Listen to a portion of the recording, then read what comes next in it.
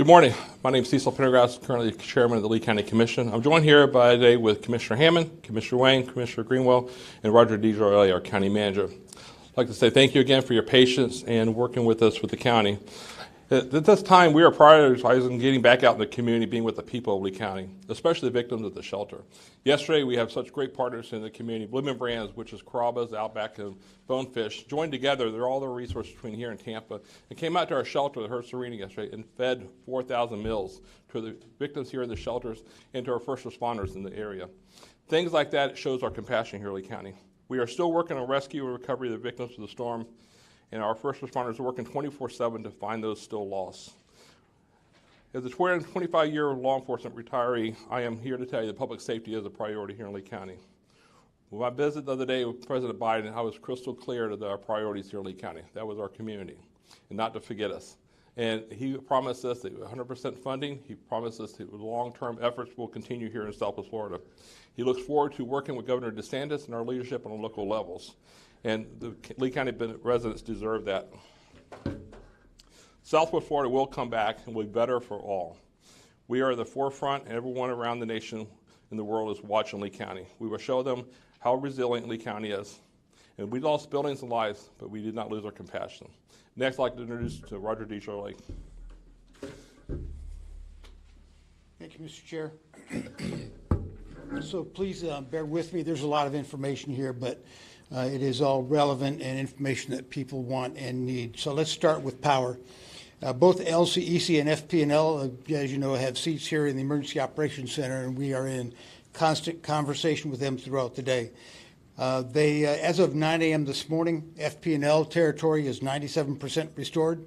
As of 6 a.m., LCEC territory is 60% restored. Water Service, Lee County Utilities, has made a lot of progress on water pressure and restoring water to our customers. We have almost all of our systems pressured up and water available for everyone that we serve. The boil water notice is still in place, and we expect to be there for a few more days, perhaps middle of next week. I know a lot of people are anxious about that, but that is simply about flushing the system and replacing all of the contaminated water that may be in place as a result of breaks in our delivery system, but should be by the middle of next week. As water service normalizes, people should be aware that they may experience some issues with wastewater.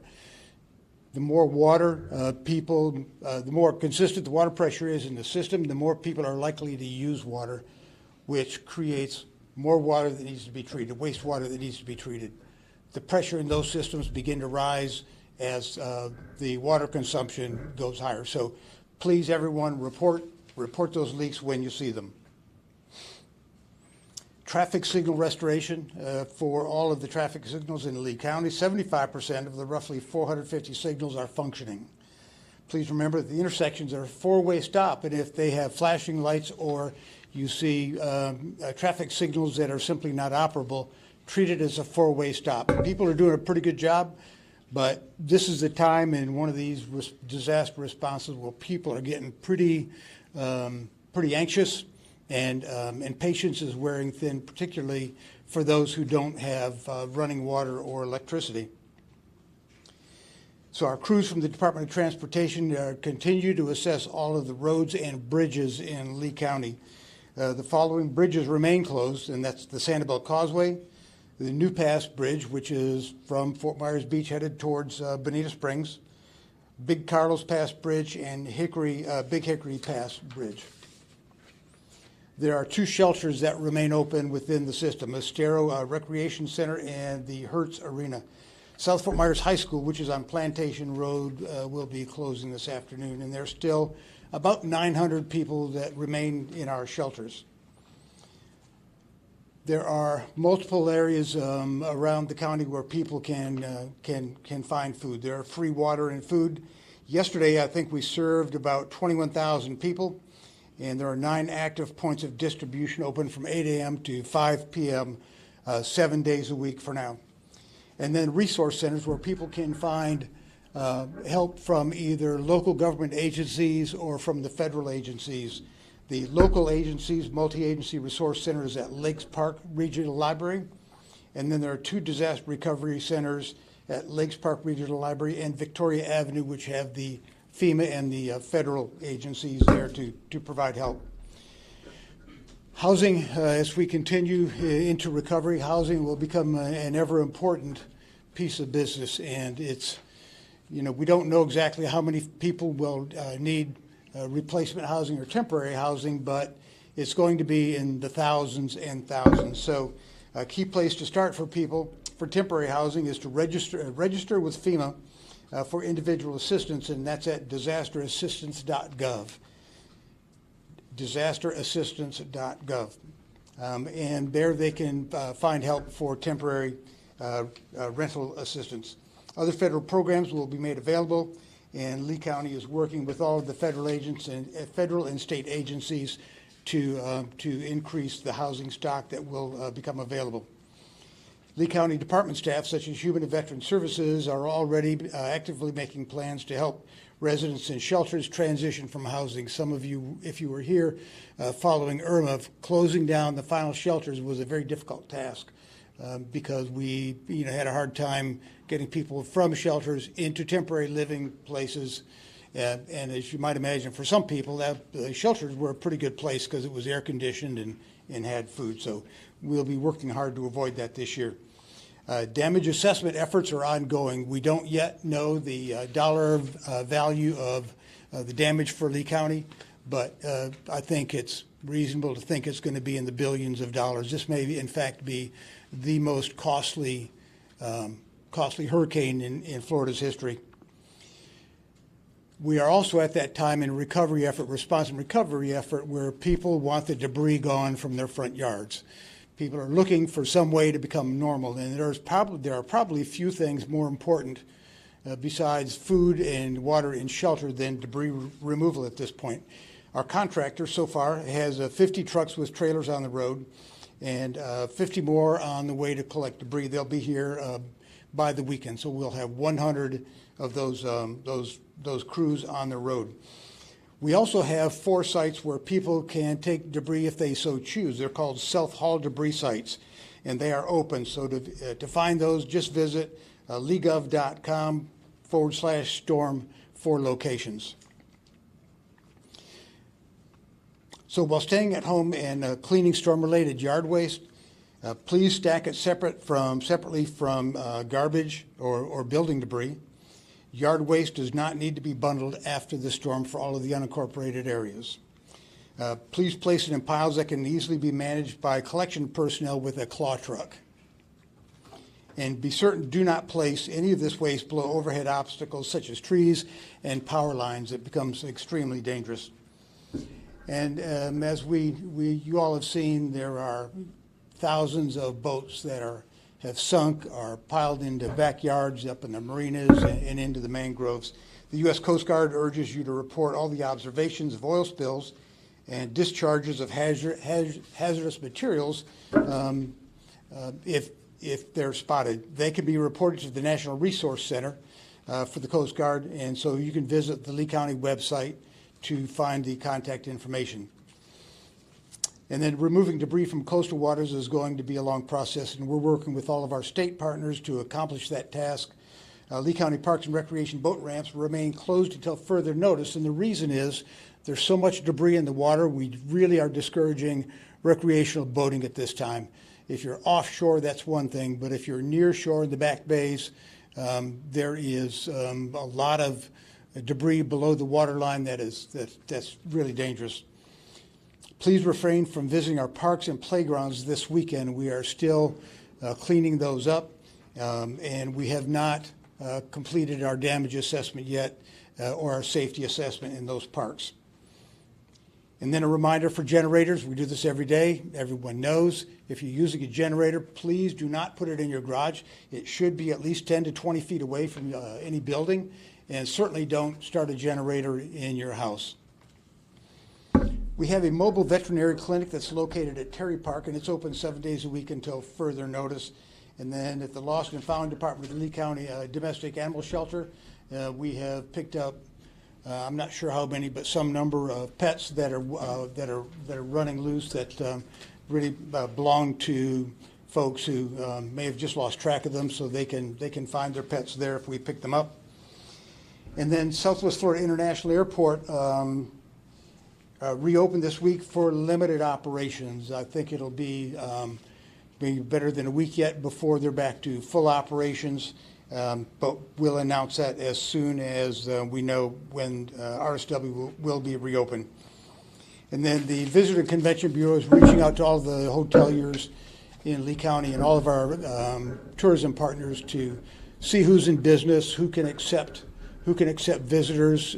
There are a lot of resources in town, whether they're federal or state or even some of the local response people that are staying in the hotel rooms. So we prefer to keep those hotel rooms available for all of the responders.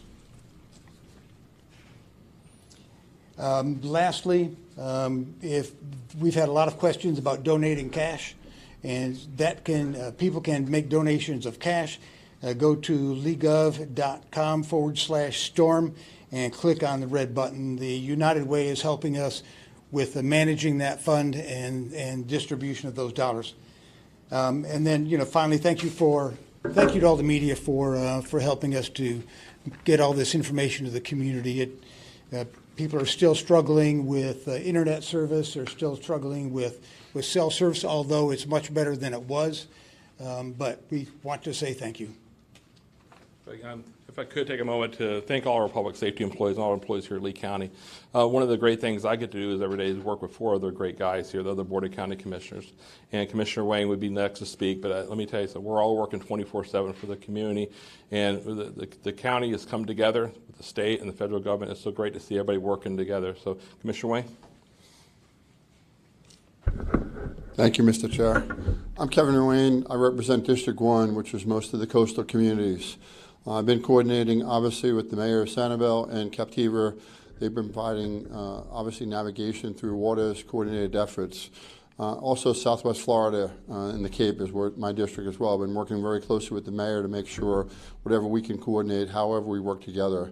Pine Island had an amazing opportunity. That's another part of my district. We actually built a bridge in 4 days. I was there with the governor to obviously that take place and obviously have the navigation go over there.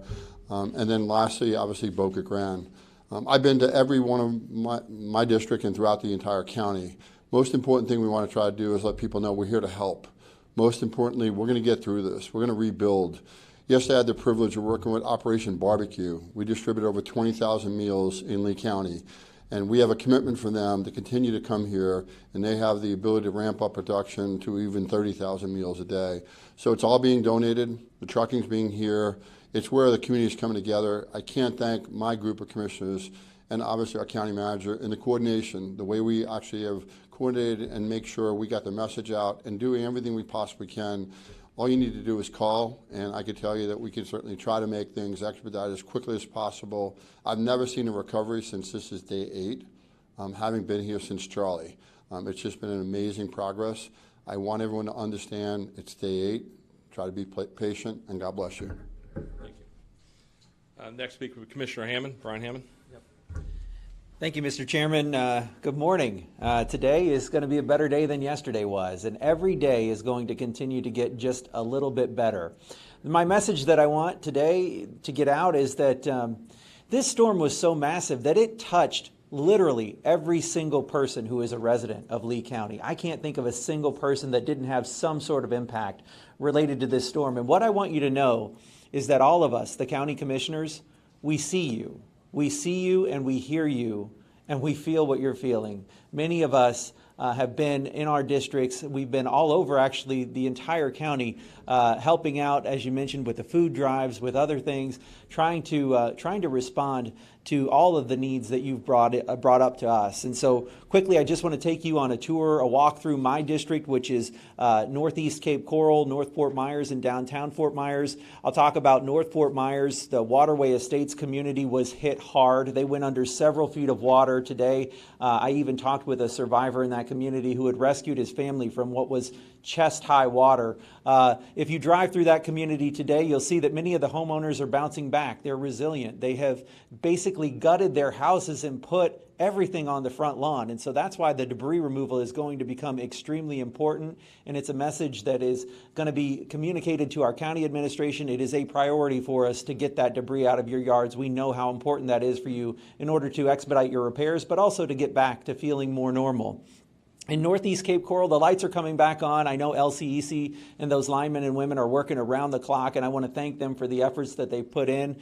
We want to get the lights back on for people. In Northeast Cape Coral, many of us sustained wind damage. Our roofs are down to the plywood decking. Tarps are now up over those roofs, and we are here to support the residents of Northeast Cape Coral. The good news is many of the stores are opening back up. Many of the restaurants are opening back up, and those folks are now finally getting a little taste of what life used to feel like back to normal. In downtown Fort Myers, where the river came up and flooded downtown, and many of the businesses that provide so many of our jobs are now rebuilding. If you looked yesterday or a couple days ago in downtown Fort Myers, you would have seen that many of those businesses would have been gutted and all of the material was out on the street. I want to congratulate the city of Fort Myers for the efforts that they've made to try and clean that debris and get it off of the sidewalks so that downtown Fort Myers can even start to feel a little more normal.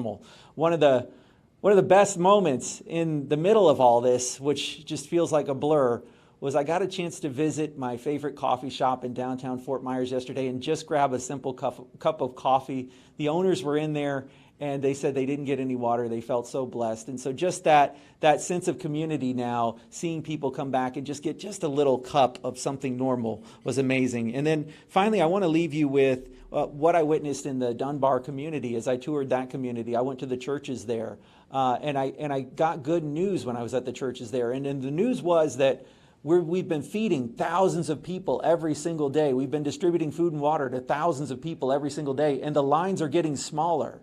As more stores open and as the power comes back and as more resources become available, people have started to move back to their normal routines of getting their supplies, and they're not having to rely so much on the distribution points. And so I'm grateful for neighbors helping neighbors, churches helping neighbors, trying to set up those distribution points. I want you to know again that we are rebuilding. We are a resilient community. We are bouncing back and we are coming back, and we will be better than ever.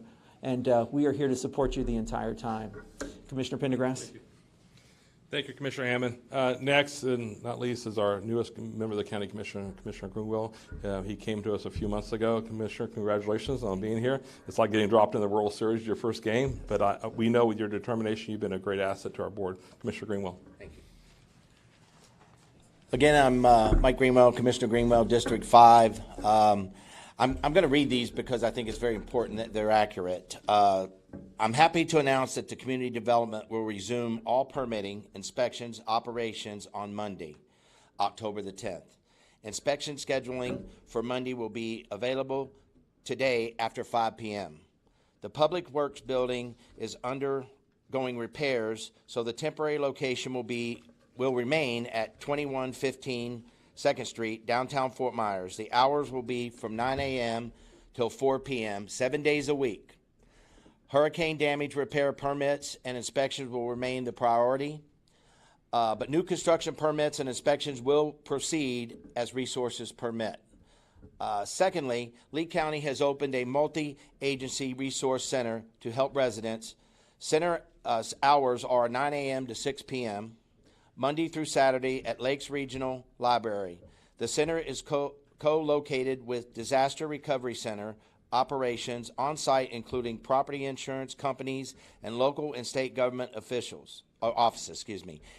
It's important to make sure you get estimates on the work needed and proof that the contractor is a licensed Florida contractor. I'm also grateful for the governor's support. He has been right here with us through it all. I'm proud of the dedication to Florida. Along with you, the great people of Lee County, we will continue to get through this together. Thank you for all your strength and your all your strength. I also want to thank Roger and the Lee County staff. We could not have done this without a great staff and a great county commission board. Thank you. Thank you, Commissioner Greenwell. At this time, we'll take any questions. Yes. Commissioner Greenwell, were you going to read Commissioner Sandel's Oh, I'm sorry. Yes. Yeah, Commissioner Sandelli wasn't able to be Yeah. here this morning. So I'm going to deliver District 3 updates for Commissioner Sandelli. Fort Myers Beach was decimated with loss of life, property, and community. First task has been to account for those lost with multiple search efforts, which is very close to complete.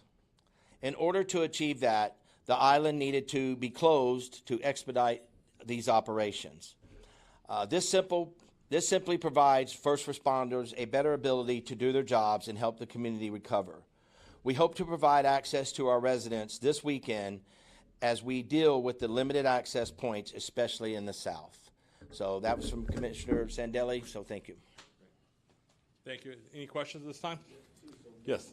Good morning. The residents of Fort Myers Beach are furious. They are not getting access to their house. They really had no idea when they were going to get access to their house. It's like two different worlds. You guys are talking about rebuilding.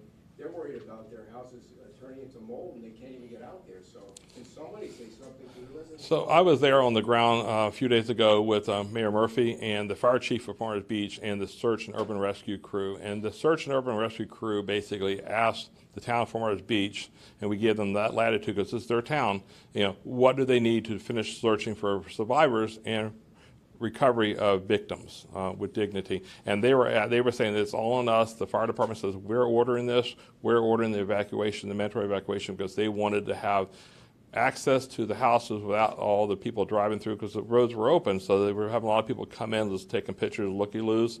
So for the crews there, they wanted it, and this was the town of Fort Myers Beach, and the fire chief and their commission supported that. That was the whole action was taken by them.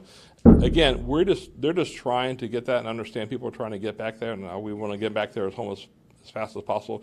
But when they have crews that are still searching, I'm not sure how if anybody here has when they're actually going to be done searching. How is it that people can get to Sanibel? There's not even a bridge, and there are already people going back to Sanibel, and people on Fort Myers Beach have no clue when they get back. Right. So, Commissioner Rain, you want to respond to that? Because we've been working with the mayor of Sanibel, and that's a different situation because most of the people in Sanibel left the island, and then Fort Myers Beach still have people there. Kevin? Sure. I think the two differences between the beach, first and foremost, we honor every city's requests. Okay, so City of Sanibel obviously put a curfew in effect. They provided navigation. The island was cleared. There's less than 10 people there. There's a curfew at 7 o'clock. They have to get off the island. Again, I think people need to understand during Hurricane Charlie, we were closed for 5 days. When you look at the storm and the impact we've had, the fact that Fort Myers Beach is going to be open this weekend, and I understand the frustration, day 10, but again, we're looking to save life, we're looking to listen to the first responders, and the city is a charter. That's exactly what they asked to do. We followed their lead, and that's exactly what they want us to do. Just one more question about Fort Myers Beach. There's 4 commissioners here, and it's obviously a quorum. We asked Fort Myers Beach Town Council why they haven't met, and they said because they couldn't properly notice the community. That's why they haven't had a meeting. Sanibel's been meeting every night on Facebook, telling their residents what's going on. Why aren't they meeting? Well, the difference, I can tell you, Sanibel all went to Bell Tower together. So they've had the opportunity to be together. They've had the attorney there. They have the city manager there. And there was their planning to do so. That's how they published the meeting. I think the challenges you have on the beach, obviously, is there was no coordination of where people were going to be. I know they were looking for the county manager for a couple of days, the actual mayor a couple of days. So again, no one planned for this to occur. We could always go back and look backwards. Let's move forward. Let's look at the fact that we are going to open up. Let's look at the fact that we are going to move forward. And again, what took place? A storm of this size. Again, when I was on Sanibel, we were closed for 5 days during Charlie. I don't mean to diminish what Charlie was, but this storm is going to be by far the largest storm and the greatest impact that you've ever seen. So just remember, everybody, patience is really a virtue. It's day 8.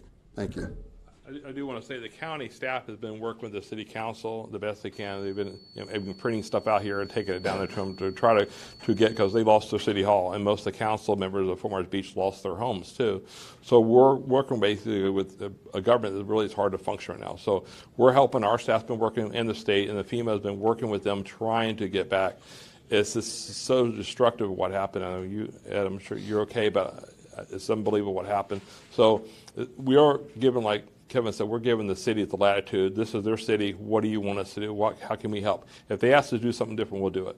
But right now, they asked for this action at the beach. Roger, you want to comment? Yeah. Thank you, Mr. Chair. Fort Myers Beach, as you know, was hit the hardest, has the most amount of destruction and the greatest number of fatalities.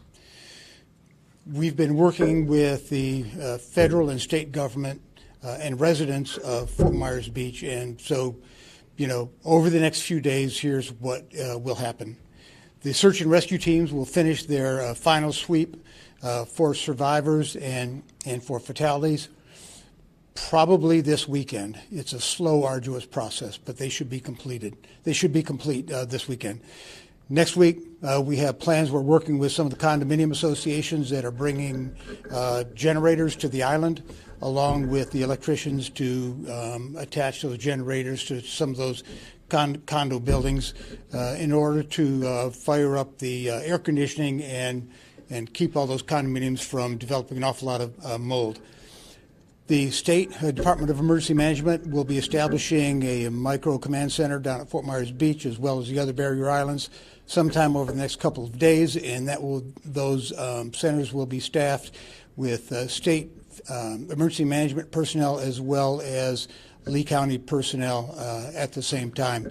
So our goal is to begin to provide more services to the barrier islands and to help coordinate with the cities so they too can begin to recover at a pace greater than what they're currently experiencing. Is the Port Authority responsible for the decrease in the number of flights? Is it their decision or is it the carriers? It'd be the carriers. They control that. We just facilitate what's needed from the carriers. So the carriers are booking flights based upon the needs. Have any of the carriers been approached about deadheading in so that people can leave? I've not known of that, so we can check with Ben about that. But any other questions?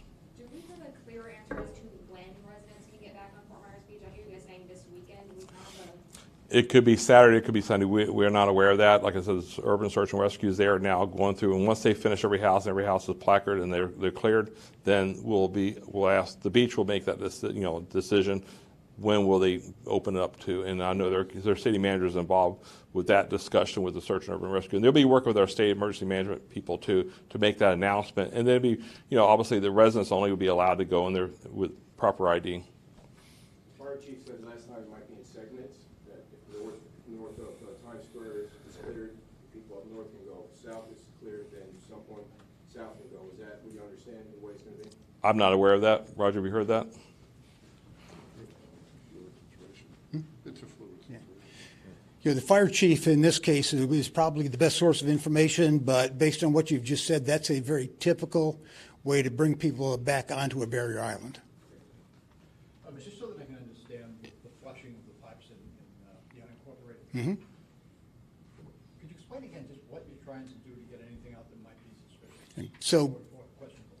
when the storm hit and the storm surge came on shore, it causes utility pipes to shift in place, and when we have about 60 pounds of pressure in those pipes for the conveyance system, when those pipes shift, they crack and then they develop leaks. Sometimes they're small, sometimes they're the very large break in the pipes. When that happens, some of the debris, dirt, and other contaminants get into the pipes when they've been repaired. In order to lift the boil water order, we have to make sure that all of that water is flushed, the contaminated water, and by state law, we have to have two lab results that are clear of any bacteria or other contaminants. Commissioner Pendergrass, I believe yesterday you said something that the Lee County was preparing to build somewhere around 10,000 homes, whether it be like FEMA trailers or apartments. Could you clarify those comments, and is that still a plan? So it wouldn't be really Lee County building that. We already had dedication, commitment from the governor and from the president, working with FEMA to have housing up to over 10,000, and they said there's no problem. They should provide that for our area if needed, though, based upon people that's been displaced. And is it the commissioner's collective belief still that the decision to not push out evacuations until the day before Hurricane Ian made landfall, whereas in Irma it was 3 days before. Do you still believe that was appropriate? I believe it was So appropriate. that wasn't a commission decision. That was based upon emergency standards, and it wasn't a day before. It was 3 days. It was 32-hour notice for Zone A, and then Zone B was after that. So that decision is made by experts here based upon the forecasts, not just the cone, and that data. So that's something the commission doesn't vote on. It's done by emergency management services, though. But I stand behind with their actions, though. Do we have an update on the death toll countywide? I have not had that today. Roger, do you have any information on that? I'm sorry, I don't have that exact number, but that information is in the hands of the Florida Department of Law Enforcement, and if you go to their website, you'll be able to find the information there. At some point, is the county just flat out of the prospect of building enough homes for people who have lived here before? I mean, at some point, you have to close the door. Well, I think that, Bill, the short answer to that is we are prohibited from closing the door. You know, people have private property rights, and if there's proper zoning, then people can continue to build homes. So, you know, that I'm not so sure that that's not even a consideration. What's the entity that condemns the homes in Lee County? Is it the local municipality or is it the county? Because there are a lot of homes that are going to be condemned on Fort Myers Beach, maybe even before they get back there. So who's responsible for that? We talked to FEMA this morning, they said it wasn't them. No, it's not FEMA. If it's in one of the cities, it is the city's responsibility, and in this case, the town of Fort Myers Beach. And if it's in the unincorporated area, it would be the Lee County chief building official. Any of, sorry, go ahead. You guys talked about the importance of clearing the debris off of all of these right-of-ways. What contractor are you guys working with to get all of that, and where is it going? The contractors, the company is Crowder Gulf Corporation. After Hurricane Irma, we had a competitive process to put debris removal companies under contract. Crowder Gulf won that contract. There are 8 debris removal sites around Lee County, and if you go to our Lee County website, leegov.com, you'll be able to see exactly where those sites are.